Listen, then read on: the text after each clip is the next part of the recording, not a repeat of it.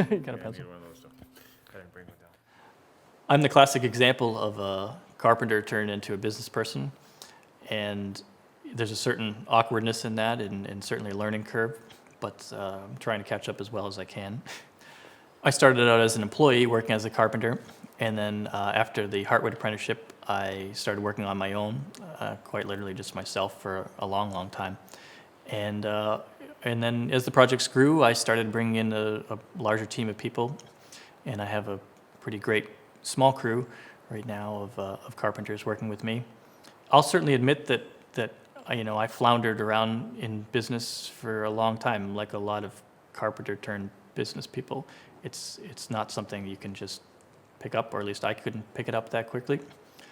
What really got me on track is I joined a business peer group through NESEA in this case, the Northeast Sustainable Energy Association, which is really a group focused on high performance building, but they started just a few years ago a peer group of businesses that are all interested in high performance building, and that's really been just my guiding light kind of thing, to have peers, to know that they're having similar struggles, whether it's with subcontractors or clients or contracts, or even the companies that have been around for 30 or 40 years have the same problems that a new company has, and we are fully open with each other, so we share all of our problems, we share all of our finances, and critique each other constructively, and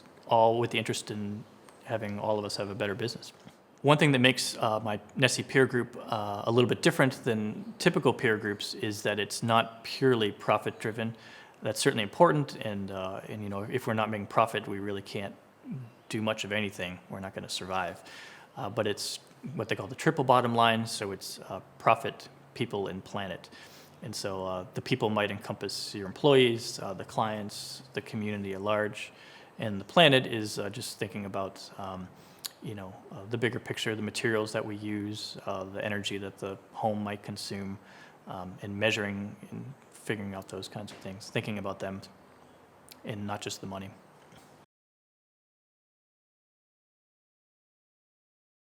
The qualities that I'm looking for in my employees are really their attention to detail and their willingness to learn.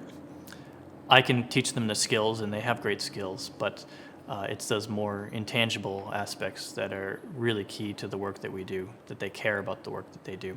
As much as we can, we really try to focus on education. I send my carpenters to different workshops, particularly because the Hartwood School is so close. Some in advanced carpentry and advanced timber framing methods. We go to conferences and trainings as much as we can. So I feel that it's money well spent. It makes them interested in the job. It helps them understand the bigger picture of everything, and it keeps them interested as well.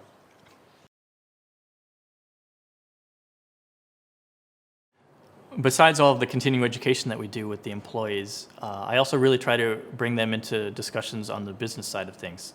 So I try to estimate with them, and I show them those estimates so that when we start a project or a phase of a project, they know how long it should take, and they can kind of benchmark themselves off of that, and then gauge after the fact why they were either ahead of the game or behind.